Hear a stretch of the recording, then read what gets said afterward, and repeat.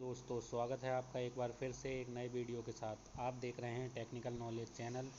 जैसा कि स्क्रीन पर आपका थंबनेल में दिखाई दे रहा होगा। तो कैसे हो आप सब? आई होप अच्छे ही होंगे। अगर आप इस चैनल पर नए हैं और अभी तक हमारा चैनल सब्सक्राइब नहीं किया है तो चैनल को सब्सक्राइब कीजिए, ताकि जैसे ही कोई नई अपडेट आए तो वह आप तक पहुँच सके।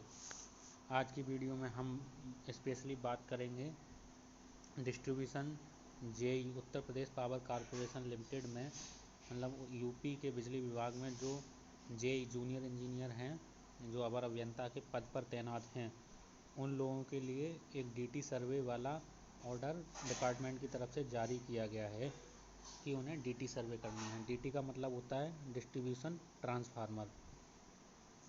तो वो ऐप से भी एक ऐप बनाया गया है, वो अलग अलग डिपार्टमेंट के लिए अलग अलग है। तो यूपीपीसीएल के लिए जो ऐप से भी ऐप बनाया गया है, उसी के अंदर जाकर ये डीटी सर्वे करनी है। ये ऐप से भी ऐप हर डिपार्टमेंट में अलग अलग चलता है। तो चलिए जानते हैं कि क्या है डीटी सर्वे और किस लिए ये डीटी सर्वे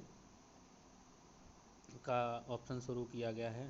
तो जैसा कि बिजली विभाग में आप जानते हैं कि कटौती सप्लाई की बनी रहती है, तो क्योंकि फॉल्ट ज़्यादा होते हैं, ट्रांसफार्मर ख़राब होते हैं, लाइन ख़राब होती है इस चक्कर में। तो इन सब को दूर करने के लिए विभाग ने जो ट्रांसफार्मर हैं उनकी लोड बैलेंसिंग के लिए ये ऑर्डर अवर अभियंताओं के लिए जारी किया गया है। जो जेई हैं वो ट्रांसफार्मर की साइट पर जाकर उसका लोड नापेंगे, उनका लोड बैलेंस करेंगे, उसके बाद डिटेल फिलअप करेंगे ऐप में, और उसके बाद ये रिपोर्ट जो है ऐप में स्टोर हो जाएगी, सबमिट हो जाएगी।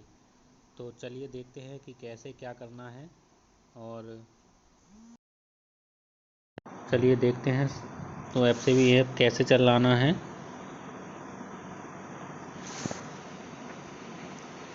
तो हमारे यहाँ ये है ऐप से भी ऐप। जैसे ही आप ऐप खोलेंगे तो उसमें 4 ऑप्शन आएंगे: UPPCL, hierarchy, outage management system, 1912 UPPCL and DT survey and maintenance. तो हमें डीटी सर्वे एंड मेंटेनेंस के बारे में आज बात करेंगे। तो चलिए डीटी सर्वे एंड मेंटेनेंस खोलते हैं। तो इसमें जैसे ही आप डीटी सर्वे पर क्लिक करेंगे तो आपके लिए ये ऑप्शन मांगेगा, जिस भी सब स्टेशन से जो कंसर्न जेई है तो वह अपने सब स्टेशन वाले कॉलम पर क्लिक करेगा। तो कुछ इस तरह का इंटरफेस आपके सामने खुलकर आएगा। तो इसमें 3 कॉलम दिए हैं। यहाँ से आप इसकी लैंग्वेज भी चेंज कर सकते हैं। ये ऊपर जो आ रहा है देख सकते हैं आप, यहाँ से आप इसकी लैंग्वेज भी चेंज कर सकते हैं। तो यहाँ से हिंदी भी कर सकते हैं, इंग्लिश भी कर सकते हैं। ये आपका ऐप हिंदी में हो गया, यहाँ से आप इंग्लिश भी कर सकते हैं। तो चलिए पहला ऑप्शन देखते हैं जहाँ से हमें डीटी सर्वे करनी है।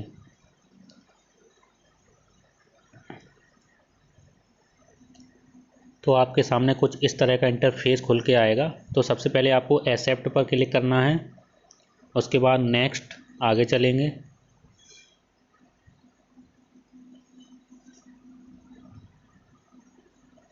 नेक्स्ट के बाद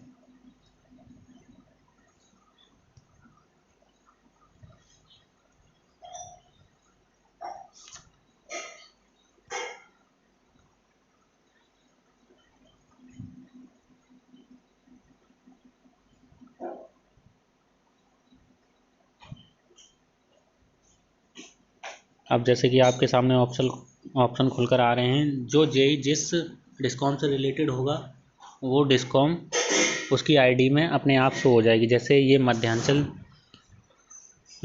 की आईडी है, मध्यांचल में जेई हैं, तो पहला ऑप्शन मध्यांचल विद्युत वितरण निगम लिमिटेड।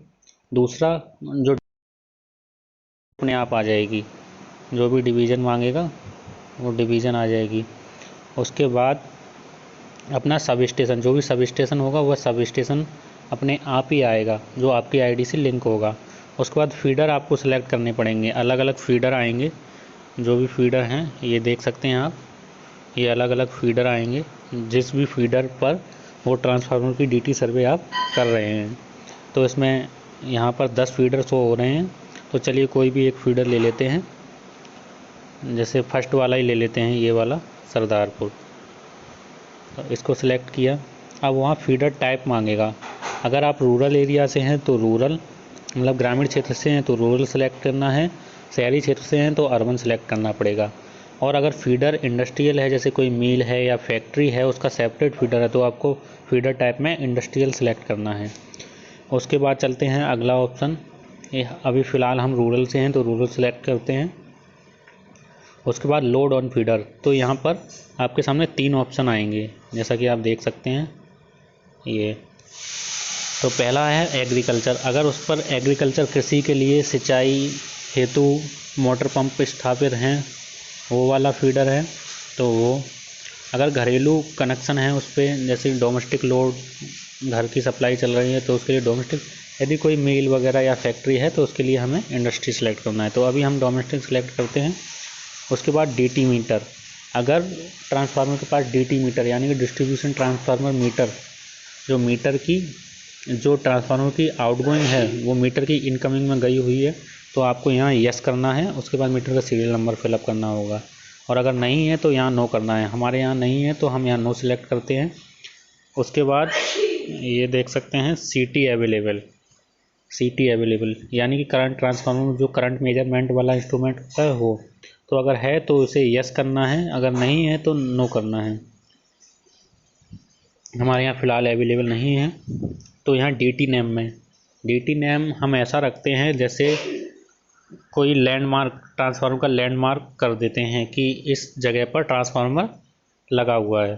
तो यहाँ जैसे हम बैंक ऑफ बड़ौदा के बगल में ट्रांसफार्मर लगा हुआ है तो हम यहाँ बैंक ऑफ बड़ौदा फिलअप कर देते हैं। डीटी नंबर 1 यानी कि स्टेप फीडर का पहला ट्रांसफार्मर यहाँ से शुरू है तो डीटी नंबर बड़ौदा के बाद 1, तो यहाँ डीटी नंबर भी 1 भर दिया।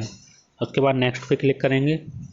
अब यहाँ हमें ट्रांसफार्मर शो हो रहे हैं कि अलग अलग 10 kVA, 16 kVA, single phase 16 kVA, 25 kVA, 63 kVA, 100 kVA, 250 kVA, 400 kVA, 630 kVA, 750 kVA, 800 kVA, 1000 kVA। तो जो भी हमारा ट्रांसफार्मर जितनी कैपेसिटी का होगा हम वो फिलअप कर देंगे। तो यहाँ हम 25 kVA का है तो 25 kVA सेलेक्ट कर देते हैं। और यहाँ सर्किट मांगे गए हैं, मैक्सिमम 5 सर्किट हो सकते हैं। तो यहाँ सर्किट नंबर डालना है। यहाँ फ़िलहाल 1 सर्किट है तो 1 डालेंगे हम। अगर 5 होंगे तो 5 फिलअप करने हैं। फिर हम यहाँ सर्किट बाई सर्किट करके इसमें करंट भरते जाएंगे। और यहाँ हम फिर जो टोंग टेस्टर है उससे करंट तीनों फेज़ का नाप लेंगे। जैसे कि 25 से 32 एम्पीयर तक रह सकता है तो हम अभी अनुमानित भर देते हैं। और जैसे ही अगर कैपेसिटी से ओवर जाएगा तो देखिए आपको एक ऐसा वार्निंग मैसेज दिखाई देगा कि B phase current ampere value seems to be high, do you want to continue. तो इस तरीके का मैसेज दिखाई देगा। तो आपको उसकी लोड बैलेंसिंग करानी है, उसके बाद फिलअप करना है। तो हम यहाँ नो भरेंगे। तो हम अपने हिसाब से भर के वो टोंग टेस्टर से नाप के न्यूट्रल का करंट फिलअप करना है। और उसके बाद डीटी प्लेसमेंट, मतलब ट्रांसफार्मर कहाँ रखा हुआ है। ट्रांसफार्मर कहाँ रखा हुआ है तो अगर वो पोल पे लगा हुआ है, डबल पोल पे जो लगता है तो पोल माउंटेड, अगर प्लेंथ बना के उसका स्ट्रक्चर नीचे बना के रखा गया है तो आपको सेलेक्ट करनी है।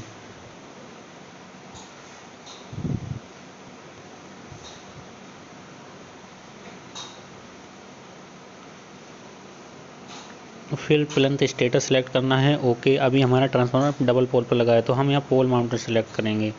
और यहाँ हम फिर यहाँ पूछा गया ऑयल लीकिंग फ्रॉम, अगर कहीं से तेल लीक हो रहा है एलटी या एचटी बुशिंग से तो हम वो यहाँ सेलेक्ट कर देंगे। नहीं हो रहा है तो हम यहाँ नो सेलेक्ट कर देंगे। यहाँ सिल्का जेल का रंग पूछा गया है कि कैसा है, तो जैसा भी रंग होगा हम वैसा उसमें फिलअप कर देंगे। और अगर ब्रीदर नहीं है तो नॉट अवेलेबल या नो ब्रीदर पर टिक लगा देंगे, जैसे कि आप देख सकते हैं। तो हाँ, यहाँ ब्रीदर नहीं है तो नो ब्रीदर पर कर देते हैं। ऑयल लेवल पूछा गया है तो ऑयल लेवल अगर उसमें कोई इंडिकेटर लगा हुआ है दिखने का तो जो भी लो है नॉर्मल है उस हिसाब से भर देंगे। अगर नहीं है तो उसमें नहीं दिखाई दे रहा तो नो विजिबल कर देंगे। उसके बाद oil leakage from radiator body, अगर ट्रांसफार्मर की रेडिएटर बॉडी से कोई ट्रांसफार्मर ऑयल लीक होता है तो यस करना है, अगर नहीं होता है तो नो करना है। जैसा कि अगला है oil leakage from tank bushing, अगर टैंक की बुशिंग से कोई तेल लीक होता है तो यस, अगर नहीं होता है तो नो। और इसमें अगला है transformer even after load balancing, इसमें पूछा गया अगर ट्रांसफार्मर लोड बैलेंसिंग के बाद भी ओवरलोड है तो यस करना है, अगर नहीं है तो नो। तो इसके बाद अब नेक्स्ट पर क्लिक करना है। जैसे कि आप देख सकते हैं ये अब यहाँ 11 kV ड्रॉपर वायर, अगला ऑप्शन है कि जो ऊपर से बसवार उतारी हुई हैं वो केबल के थ्रू है या वायर के थ्रू है। तो इसमें अगर केबल है तो केबल, अगर वायर है तो वायर सेलेक्ट कर देंगे। उसके बाद 11 kV dropper wire connected on transformer, तो इसमें अगर लग के थ्रू कनेक्ट है तो लग, अगर डायरेक्ट कनेक्ट है तो डायरेक्ट भर देंगे। तो यहाँ डायरेक्ट है। यहाँ पूछा गया अगला फ्यूज वायर प्रॉपर गेज, तो इसमें यस करना है अगर फ्यूज वायर प्रॉपर गेज का है, अगर नहीं है तो नो करना है। और अगला है लग्स स्टेटस ऑफ लग्स, यानी कि इसमें लग्स की स्टेटस पूछी गई है।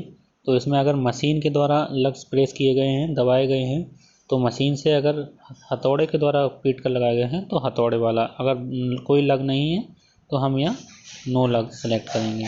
चलिए अब LT साइड इन्फो आएगी। ये आप देख सकते हैं HT/DT इन्फो, ये एक एक स्टेप बढ़ता जाएगा। अब इसमें केबल कनेक्शन ऑन बुशिंग, इसमें पूछा गया है जो बुशिंग में केबल लगी हुई है वो लग के थ्रू है या डायरेक्ट है। तो जो लग हैं तो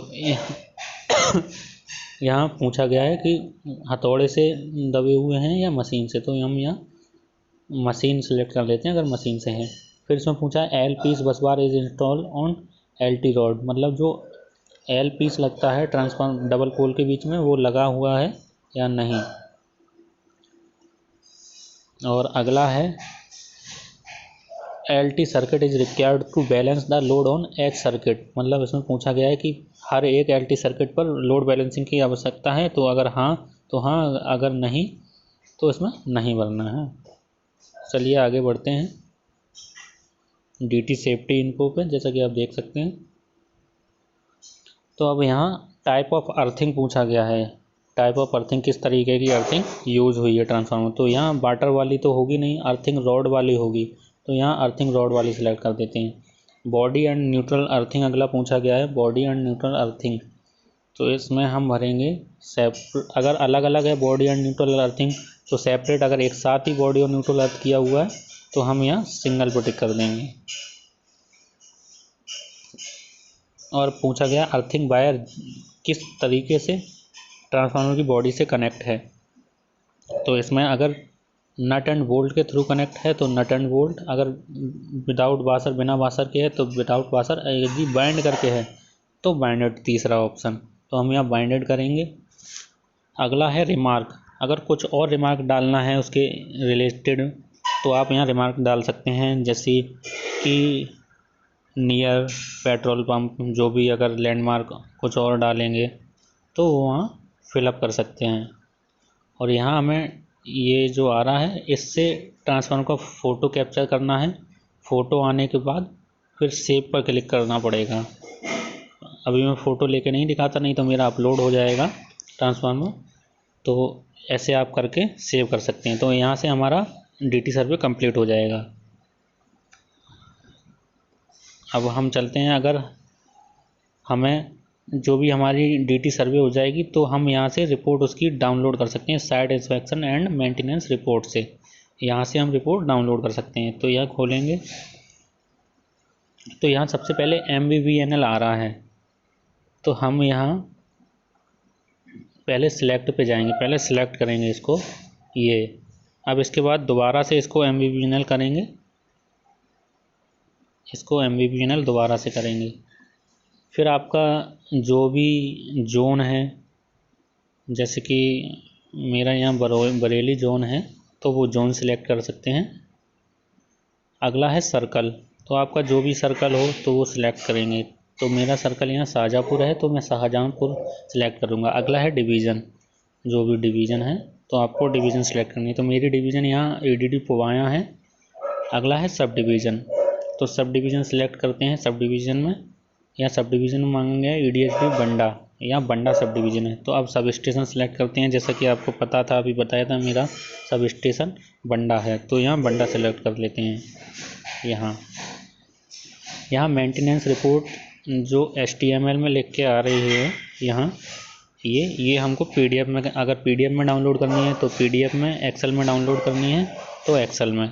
तो हम यहाँ PDF सेलेक्ट कर लेते हैं, यहाँ भी PDF को सेलेक्ट कर लें। उसके बाद हमें सर्च पर क्लिक करना है।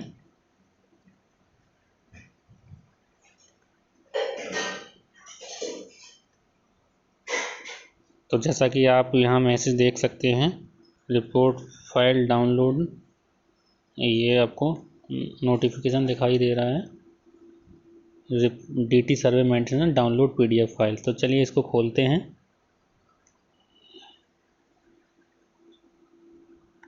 इसको खोलते हैं।